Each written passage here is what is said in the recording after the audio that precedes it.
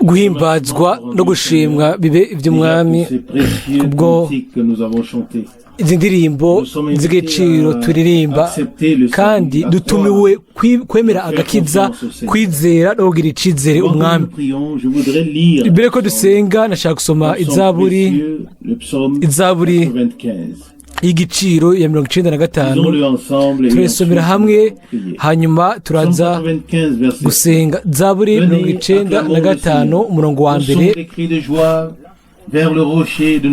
nimuze turirimbire uhoraho, tubwirize impundu igitandara c'agakiza kacu, tuje mu nyonga ziwe tumushime, tumuvugirize impundu n'indirimbo. Umurongo wa gatatu: kuko uhoraho ari Imana ihambaye, n'umwami ahambaye asumba ibigirwamana byose.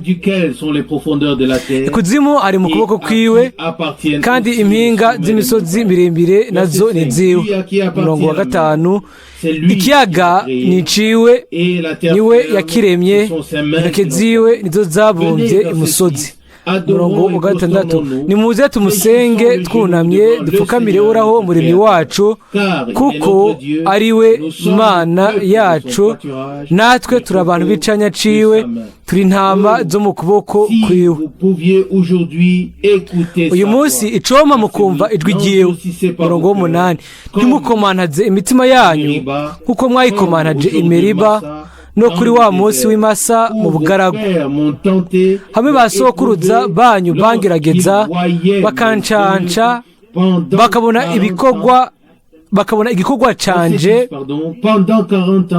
Nashavuriye abico gihe imyaka 40.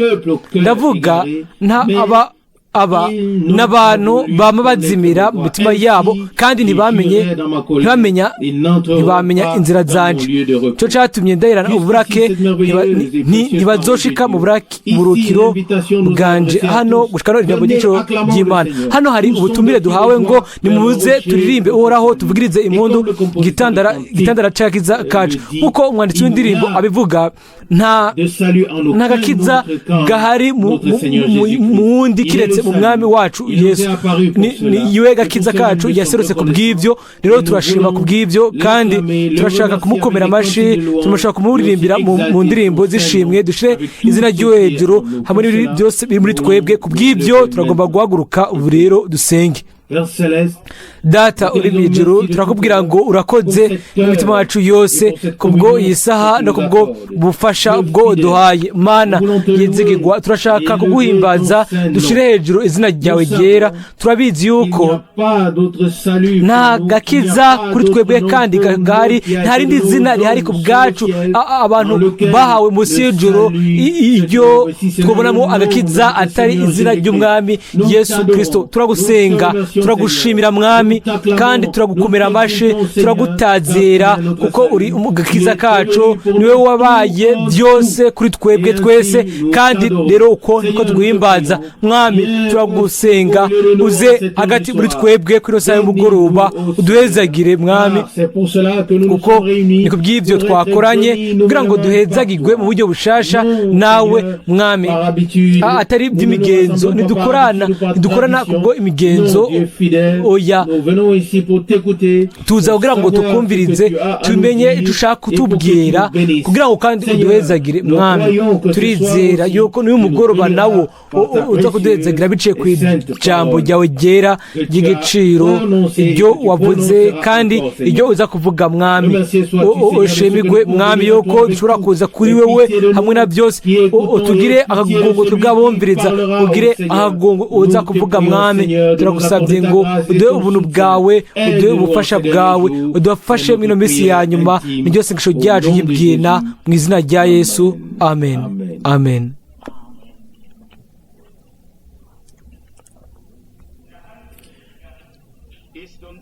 Le Saint-Esprit nous a été donné nk'emu yera twamuhawe kugira ngo dushobore kumenya ibyo Imana yaduhaye ku bw'ubuntu,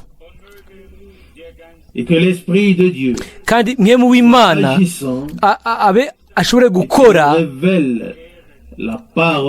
aduhishurire ijambo atwinjize mu kuri kose gushitsa aho tuba umwe n'ijambo kandi ijambo rishobore gusoza biciye kuri twebwe. Pawulo aravuga hano mu Bikorino ba mbere igice cya 2 umurongo wa 13, et nous en parlons aussi non pas avec les paroles, nabyo nyene turabivuga ariko ntitubivuga mu majambo yigishwa n'ubwenge bw'abantu, ariko tubivuga mu yigishwa na mwemu. Amen. Imana ihimbazwe. Amajambo y'Imana ni mwemu kandi n'ubugingo. Amajambo y'Imana arakora kandi ayishurwa na mwemu, kandi mwemu asesangura byose mbere n'iby'ibwina by'Imana, kandi umuntu arashobora gusesangurisha ubwenge bwiwe agasaza nka Metuzalemu, ariko akamenya gusumba ibyo yari azi imbere y'igihe. Ariko iyo ibintu abishuriwe na mwemu, ibintu byo biba bitandukanye, ntibiba ari ibintu bivuye mu byumviro canke ari byatanzwe biva mu bwenge bw'umuntu, ariko biba bijanye n'ijambo ry'Imana riba rishuwe biciye kuri mwemu w'Imana, kandi ivyo rero nivyo dukeneye. Mureke ndabasavye mundeke some ibikubandanya umurongo wa 12. Ariko two ntitwahawe mwemu y'iyi si, ariko twahawe mwemu ava ku Mana kugira ngo tumenye iby'Imana yatugabiye. Mu Gifaransa ngo yaduhaye kubw'ubuntu. Umurongo wa 13 nabyo nyene turabivuga, ariko ntitubivuga mu majambo yigishwa n'ubwenge bw'abantu, ariko tubivuga mu yigishwa na mwemu, ngo tugereranya cyangwa ngo dukoresha iby'imwemu biba bihumetswe na mwemu, ngo tukabifatanya n'imvugo ihumetswe na mwemu mu Gifaransa. Ico niho hari ikinyegezwa, niho hari ibanga.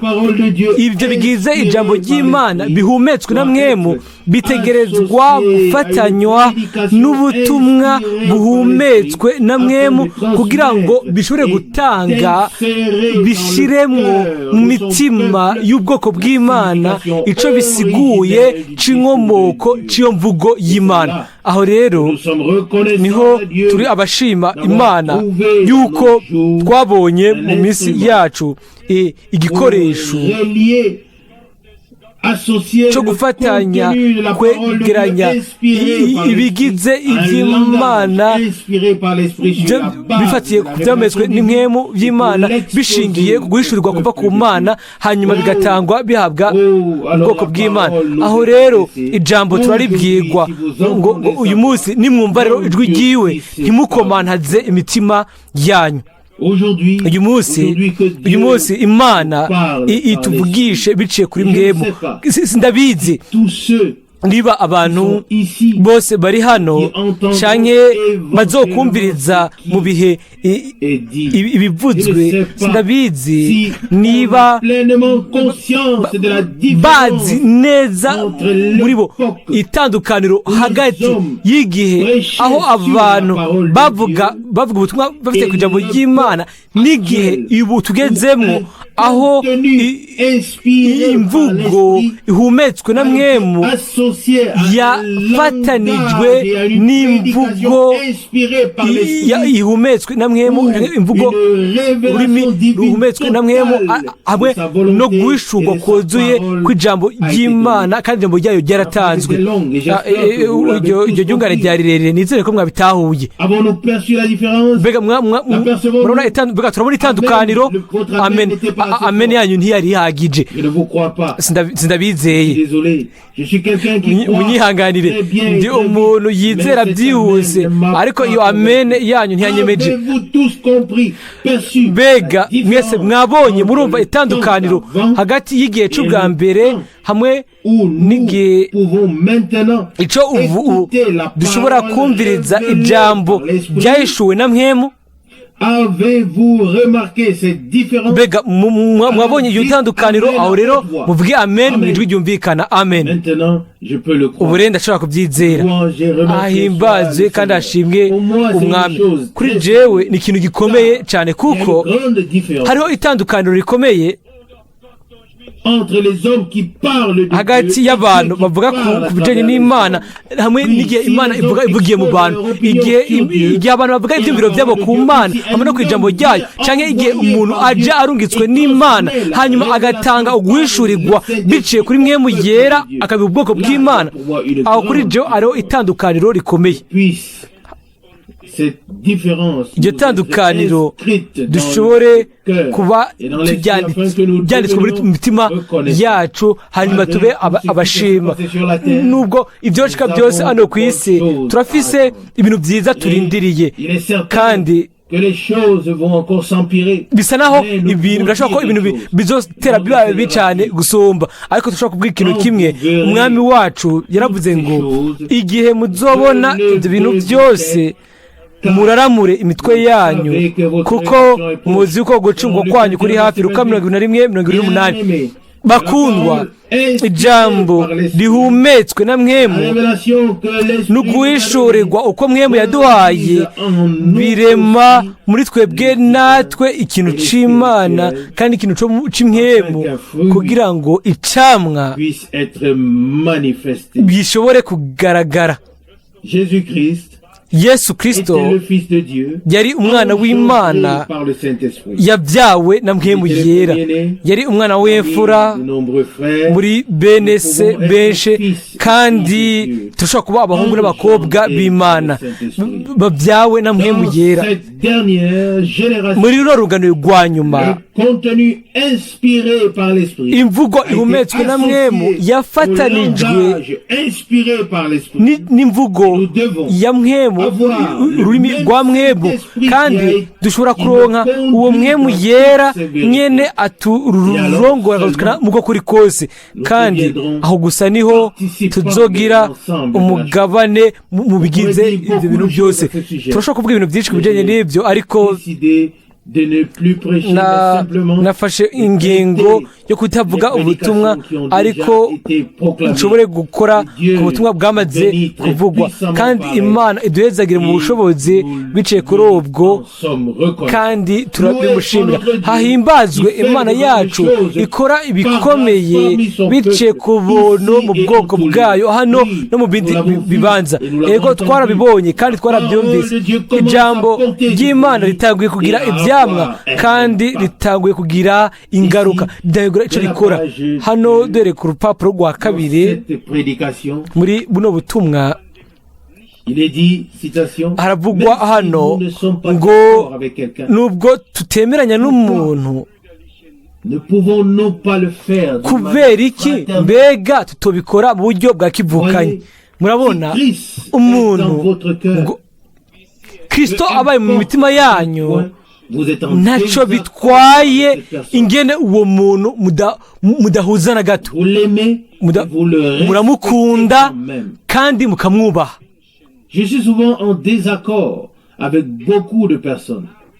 kenshi nsanga ntahuza ibyumviro n'abantu, ariko nta na rimwe sinigeze mbona umuntu tutagize ibyo duhurizako ntigeze mbona ko nkamwubaha, nkabona ko ansumba, canke uwo ntashobora gushira ibiganza byanje kuri we nkamwita mwene data, ngerageza kumufasha uko nobishobora kose.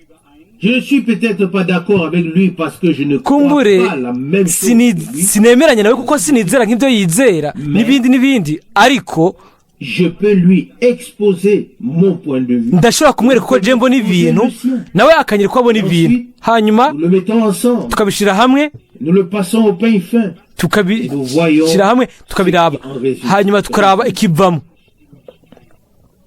Dans le cas d'un tel désaccord, mu kudahuza bimeze nk'uko ntidukwiye na rimwe gushavura canke ngo turondere gukomeretsanya ngo dusamburane canke ikintu gisa nk'uko dutegerezwa iminsi yose kugerageza kubaka. Muri ubwo butumwa bwa mbere igice cya muri ubwo butumwa aho twumvise ubutumwa bwose bwuzuye, nta kintu na kimwe gikenewe kongerwako. nabivuze kenshi mw'iyi minsi ya nyuma, ni umunezero w'ibwina ukomeye kandi ni no gushima uko mfise mu mutima wanje ko urukundo rwuzuye rw'Imana ruba ruri ngaho. ntacyo bitwaye ibyo ubundi avuga, ntacyo bitwaye ibyo mutumvikanye ko mu gihe cyose ndashobora gushira ukuboko kwanje ku bitugu bya mwene data uwo ari we wese. ntacyo bitwaye ibyo yigisha cyangwa ibyo yizera. nimba mfise icyo mfatiye ko ni urukundo rw'Imana rwasutswe mu mutima wanje biciye kuri mpwemu yera. nimba mfise icyiyumviro cy'ishingiro mu mutima wanje kimwe, ni kubaka no gufasha, atari gukuraho inkota ngo nce ugutwi, ariko gukoreranira bamwe mu bandi mu rukundo. Nindata Branamu aravuga ngo ntemeranije n'umuntu hanyuma tukagira ibyo tuba turabuganira hanyuma umuntu agakomereka ibi n'ibindi, aho rero habiki umwami Yesu ntaba ari ngaho. ndibuka nduwizera haheze igihe kirekire, ndibuka haheze nk'imyaka 30 twaraganira ku bintu bitandukanye ku mirongo ya Bibiliya, icuka kigoma ari ca kindi no kwihereza. itandukaniro ry'uko nuko icyumviro icuka cagoma ari ca kindi, umuntu yiyumvira atanga ibyumviro by'uko abyumva, icuka mukagoma ari kwakundi. uyu munsi ntibikibaho, hari ubwansi bukomeye. nta muntu n'umwe ashaka kunsigira ngo anyereke ko ibyirabura byera cyangwa ibyera ko byirabura. birashoboka yuko simbona neza, ariko Jesse ndi Daltoni. ndazi ko abantu bose babyawe n'Imana bafise urukundo mu mitima yabo, kuko biciye mu rukundo niho rwatumye Yesu Kristo apfa ku musaraba i Golgotha. mu rwo rukundo rw'Imana harimwo ikigongwe no kwiyuzuza. umuntu avuga urukundo ntagire ikigongwe kiva ku Mana no kwiyuzuza, aba afise urukundo ku minwa yiwe gusa, afise ubwanko mu mutima. umuntu afise urukundo mu mutima azana muri buri gihe na buri kibanza ikigongwe yaronse no kwiyuzuza yaronse, kuko wenyene ubwiwe yarabironse kandi akaba igice cy'ibyo bintu. mbega bifise igitangaza, ico nico cyo gufatirako. hano na hariya hariho ibintu dushobora gufatirako. hanyuma mwene data Branham arabandanya akavuga ngo twagize ibihe byiza umwami yaduhezagiye mu buryo budasanzwe kandi ndabishima. Je me suis souligné cette phrase ici et j'ai pensé nashimitse kuri yijungane hano, hanyuma niyumvira mu mese yakahise. navuga ko twagize ibihe byiza imbere y'Imana, kandi nkavuga ko Imana yaduhezagiye twese n'igihe hano mwari muri hamwe. ubu rero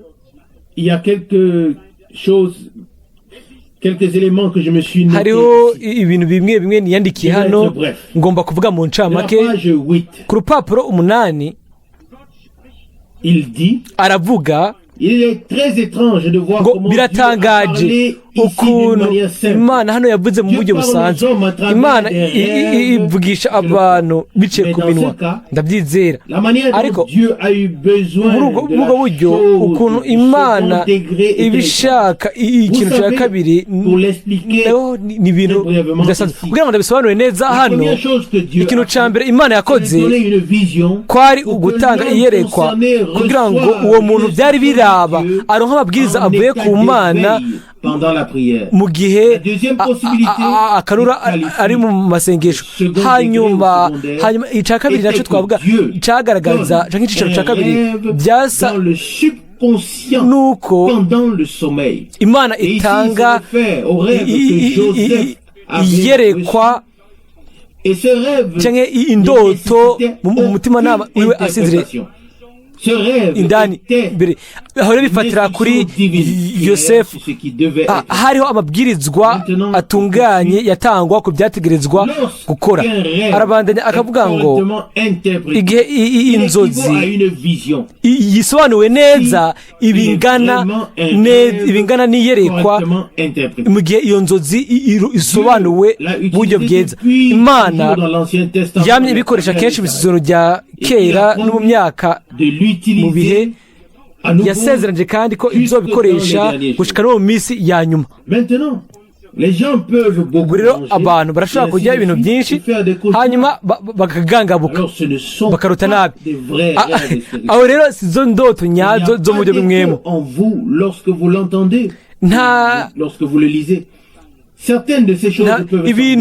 ibintu bimwe muri ibyo bishobora gusa nk'amenga ni iby'ukuri, ariko mumenye ko hariho n'inzozi cyangwa indoto nyazo zo mu buryo bw'umwemu.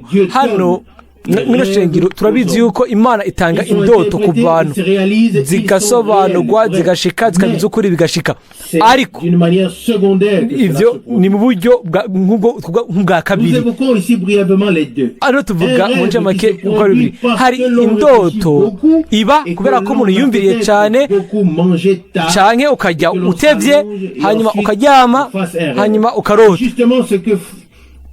Justement ce que dit frère Branham nibyo mwita Branham avuga, ibyo mwita Branham avuga ni iby'ingirakamaro cyane kandi cyane twese dushobora kubifata. igihe umuntu ababwiye indoto ngo kimwe hari cyumvikanamo cyangwa nta cyumvikanamo ngaho, ngo kimwe mu mutima wawe harimo ego cyangwa nta kintu kimwe kiri mu mutima wawe, atakintu kimwe kiri mu mutima wawe. aho rero ntagire kintu na kimwe wikoza yibagire. nimba hari ikintu cyumvikanye aho rero bitumenyeshe kugira ngo dushobore kubiraba neza, tubigenzure niba imana ishaka kuvugira muri ibyo. ariko ntimukaze mu isosi, muzanye isosi cyangwa inkono. hano arabandanya akavuga hano ngo nimba byabaye muri icyo gihe uko nuko hataba hariho umuhanuzi muri icyo gihugu kugira ngo asobanure umuhanuzi nka Yosefu, nka Daniyeli cyangwa abahanuzi b'ibyo bihe nk'uko babikora. imana yarabakoresha kugira ngo itange inzozi.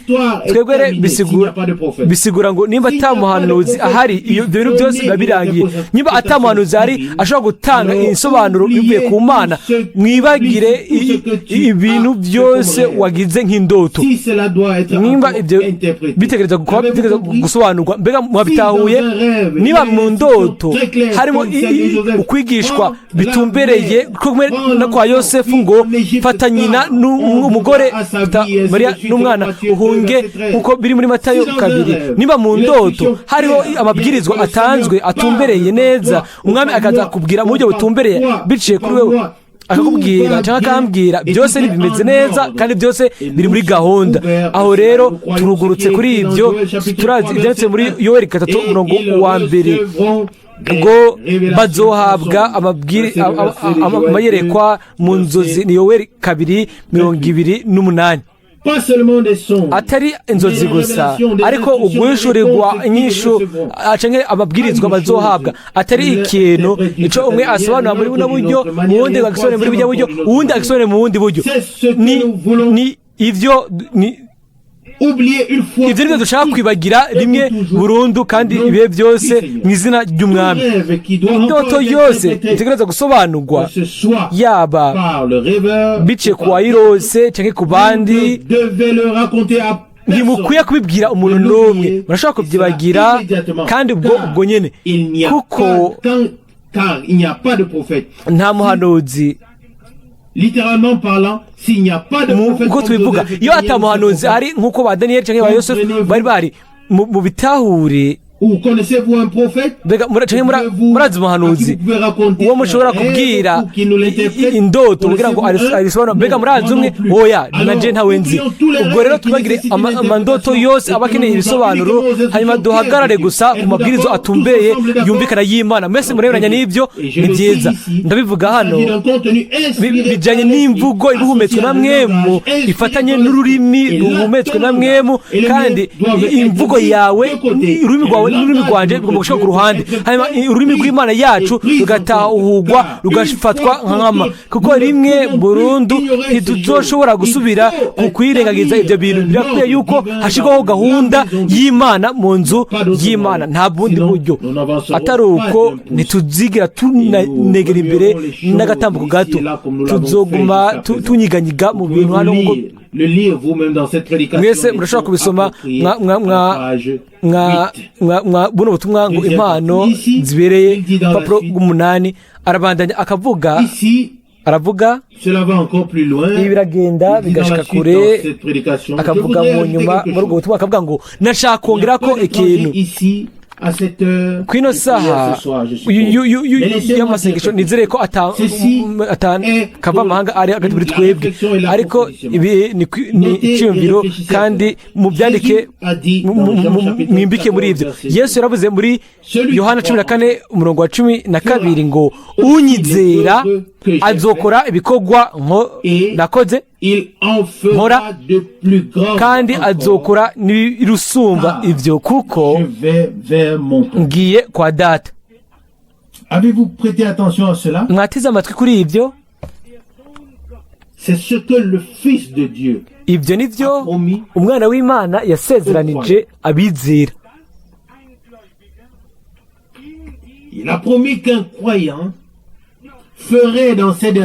Yasezeranije yuko mw'iyi minsi ya nyuma wizera azokora ibisumba ibyo we yakoze. Byanditse muri Yohana 14:12. Nibyo murizera ko Imana yabivuze hano. Ni twebwe twese tubwiwe, si umwe.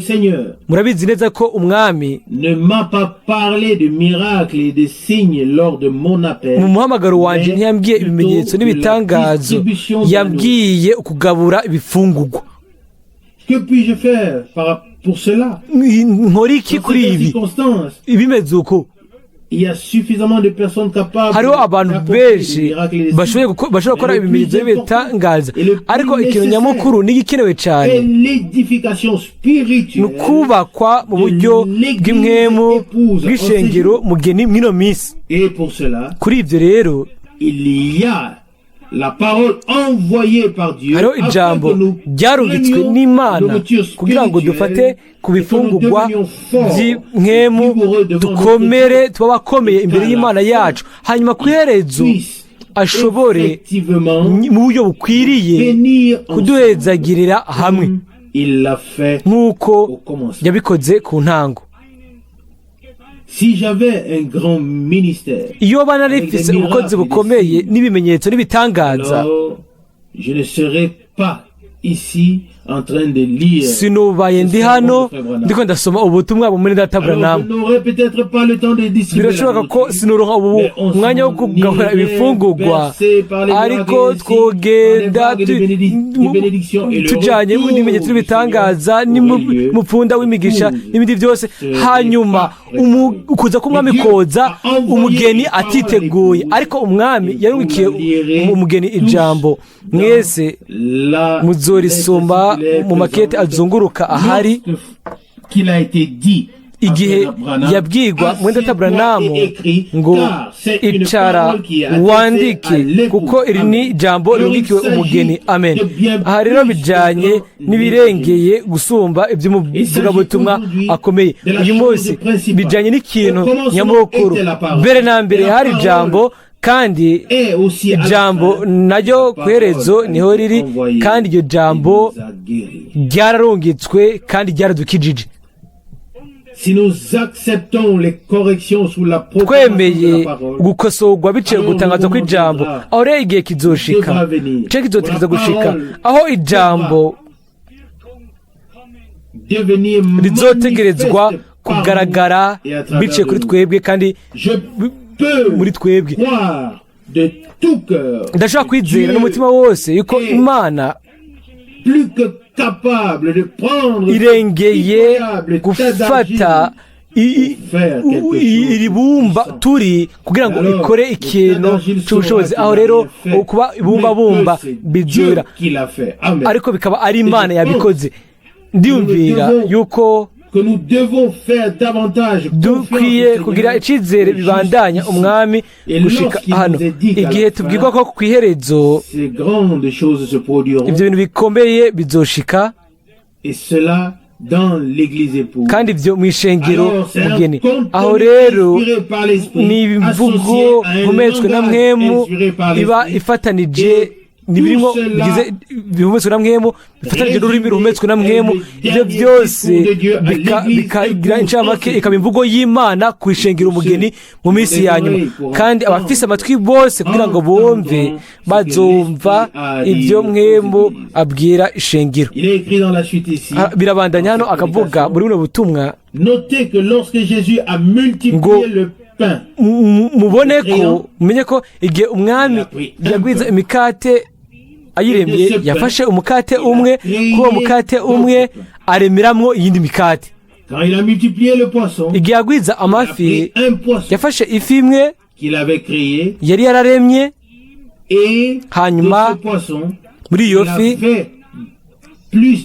arema akora amafi menshi. Mbega nivyo, yafashe amazi atari gupfa ahindutse umuvinyu, ariko ayagira we umuvinyu. Mbega nivyo, ariko twebwe twabonye iyi minsi ya nyuma yaremye ibintu hagati muri twebwe mu gihe atakintu na kimwe cyari gihari ubwa mbere. Mbega murabona ibyo ari byo?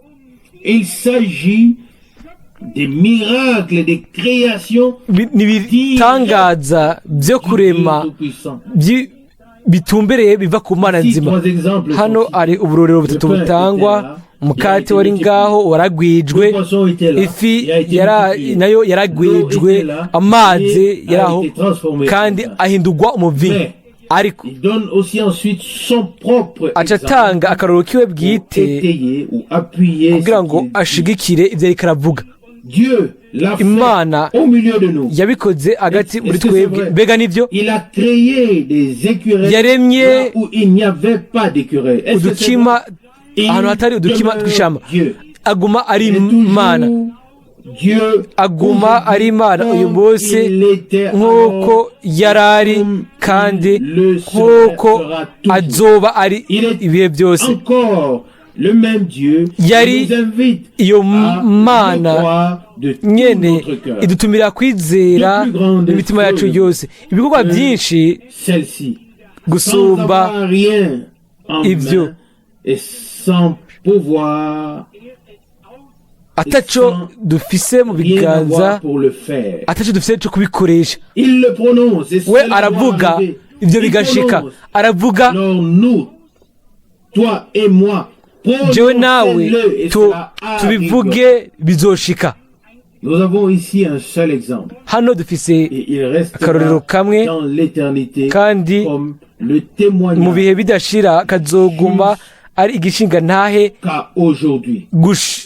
nk'uko biri uyu munsi igihe byaba hamwe na modokari ya mushiki wacu ya ville ibyo bizoguma ari by'ukuri no ku ntebe y'Imana no kuri uwo munsi kandi Imana iba icabona uyu munsi mbere no ku munsi w'urubanza igihe nari nicaye hano muri kino cumba abantu bose bari bamaze kugenda ubwo nyere mu buryo bwanje hejuru y'itara ngo genda vuga ijambo yuko uyu mugore ntamaramare imbere y'umugabo wiwe atizera.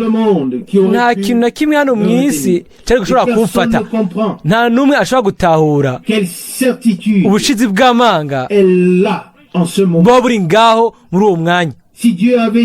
Iyo Imana yari yavuze ngo hamagara ibi bibeho, nari kuba nabikoze neza muri ubwo buryo nyene kuri abintegetse nzi ko yabishaka ko bimera uko nyene. Ariko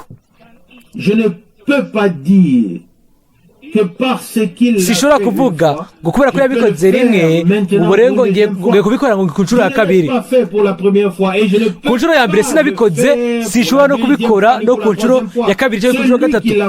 Uwabikoze ku nshuro ya mbere ategerezwa gusubira kubikora izindi nshuro zose. Natwe tumugira icyizere hamwe n'imitima yacu yose kugira ngo abikore n'ubundi buryo bw'igitangaza kubwo buntu. Mbega twese turabona twese ibi nibyo turiko turabwirwa, ibigize imvugo y'imwemu ngo muzokora ibikomeye ibikorwa bibiruta. Ibyo rero nibigize ijambo, imvugo ya mwemu iyo mu minsi ya nyuma mw'ishengero mugeni ibona ugusoza kwabyo. Nibyo mbega kuri twe tubivuga kweke, mbega tuvuga kuri ibyo tuvuga ngo ni amina bimere nk'uko Imana yabivuze, nta kundi kuntu twobigenza. Iri ni ijambo ryayo ryera iryo twabwiwe. Aravugwa ano neza mu ibandanya ngo gukora ibi biruta ibyo atakintu na kimwe dufise mu biganza, atakintu na kimwe dufise cyo kubikoresha. Kuri ibyo twebwe bizoshika. Hanyuma araza arabandanya akavuga ngo mutahure ko hagaragajwe ibikorwa yakoze cyangwa yasoje byagaragaza ko ari Imana. Ibyo bikorwa byagaragaza ko ari Imana kuko yaravuze ngo nimba ntakora ibikorwa bya data umunyizere. Yohana 10:37. Umukristo mbega uyu munsi nawe niyovuga ngo nimba ntakora ibikorwa by'umukiza wanje aho rero ntimunyizere. Rero tugeze he? Duhagaze he ubu? Kiriya gihe umwami wacu yaravuze ngo ntakoze ibikorwa bya data ntimunyizere. Ubu rero ibyo bikora kuri twe twese, atari jewe gusa hano. Ndabizi neza yuko amaso yanyu yose ahindukire je muraba jewe, nta bundi buryo. Ariko n'amaso y'abandi nayo ahindukiriye mwebwe, kandi amaso y'Imana natwe atubona twese, kuko igikorwa c'Imana si ibintu imikorere y'umuntu umwe, ariko n'ishengero riri hamwe iyo Imana ishobora kwigaragarizamwo mu buryo butandukanye, kandi ibyo dushaka kubona. Ndasoma irindi rimwe mu bitahure ko yerekanywe ngo ko ibikorwa yakora byagaragazwa ko yari Imana. Ngo niba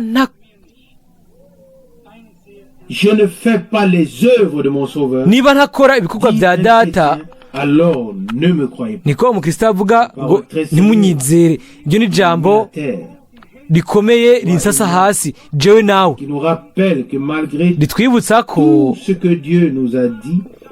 nubwo hari ibintu byose Imana yatubwiye no guhishurwa kw'ijambo ryayo n'ugomba kwayo, ubwo bubasha bw'Imana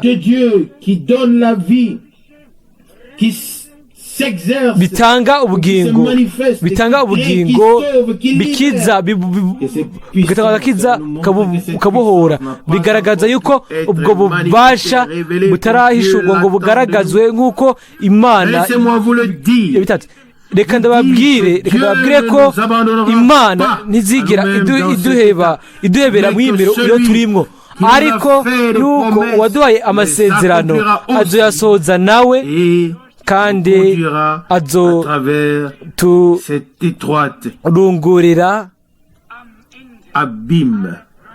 azoturungura duce kugira ngo ku iherezo ubwiza bwose n'icubahiro cyose abe ari we abihabwa. Ubu rero imirongo ibiri ya nyuma, nk'uko data yantumye nanjye ndabatumye. Yohana 20:21, nimwakora ibikorwa byo kureba bya data yarungitse. Aho rero ni Kristo umuremyi niwe yaturungikiwe akora ibikorwa bya Kristo muri twebwe. Aho rero jewe namwe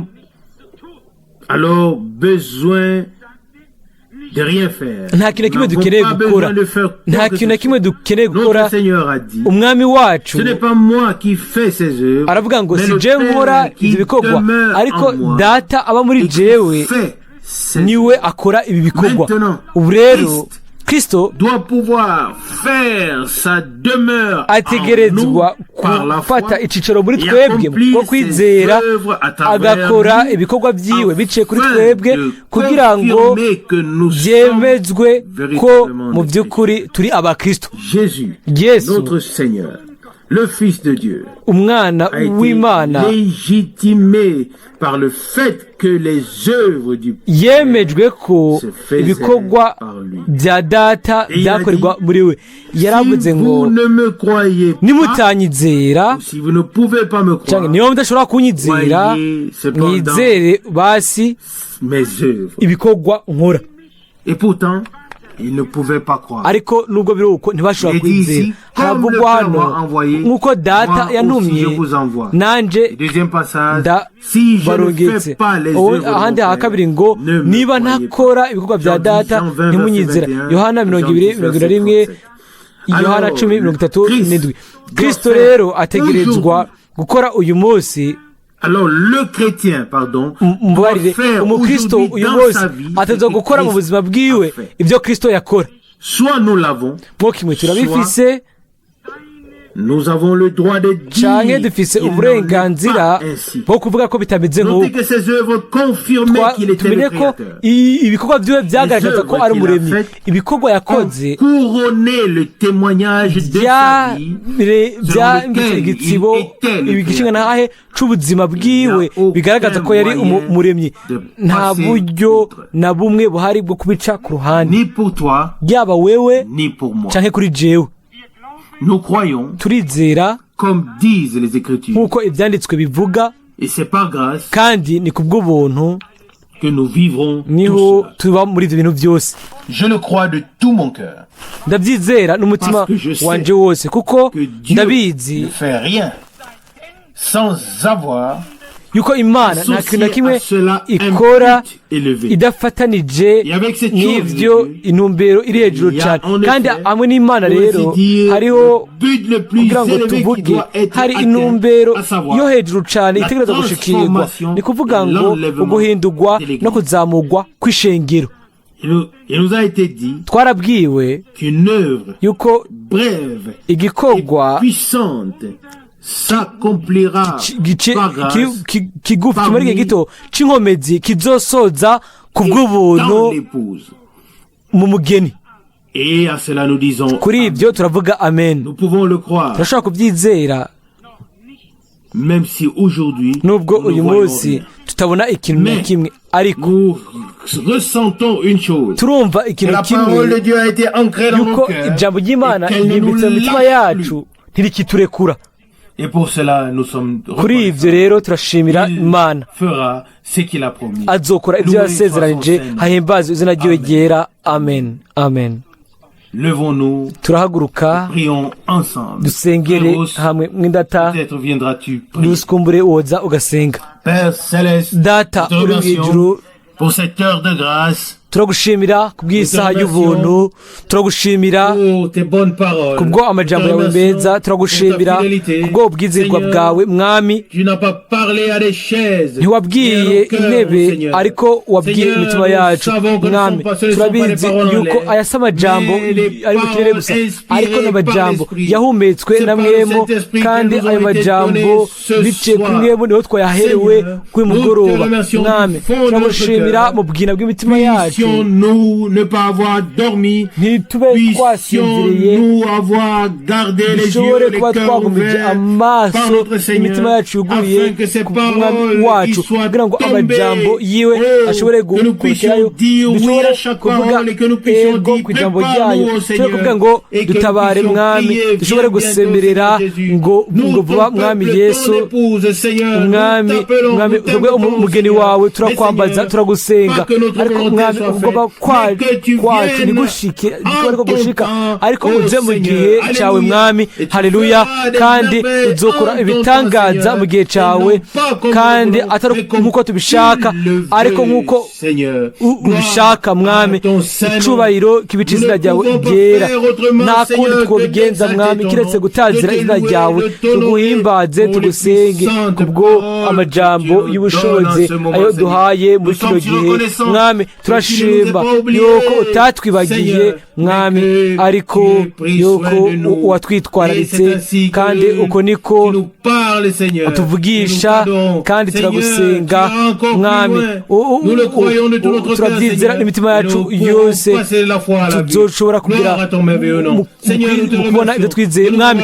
turagushimira ko wadushyize hamwe, ko waducuracuye hamwe, kandi tukaba turi ubutunzi bwawe mu bihe no mu bihe bidashira mwami. ubandanye kuduhezagira mbere n'ejo igihe tuzosubira kuza hano, uzubane natwe mwami, kandi uzoduha ibibereye. hashimirwe izina ryawe ry'ubwiza kandi ry'igitangaza rya Yesu, amen.